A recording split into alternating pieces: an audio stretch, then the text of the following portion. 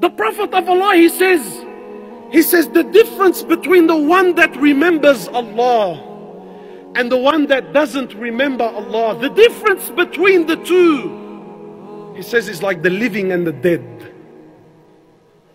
This is the difference. You know, Khalid bin Walid, one of the greats, one of the absolute mamas of our ummah. Khalid bin Walid, there's a particular narration when they were facing the Romans. And Khalid bin Walid was an absolute wild horse, just an absolute gun. So Khalid bin Walid used to wait for the Muslim army to go to sleep at night.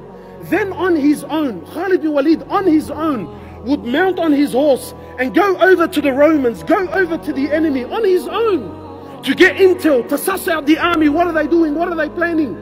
So the Muslims used to trip it. They used to say, Khalid, what's wrong with you?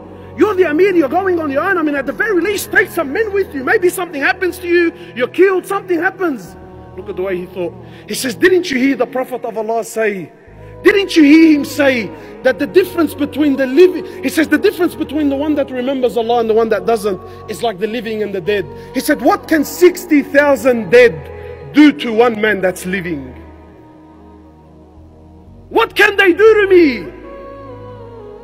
Why? Because when you remember Allah, my brothers, wallahi, your heart comes to life. To remember Allah subhanahu wa ta'ala is a sign of true love. True love.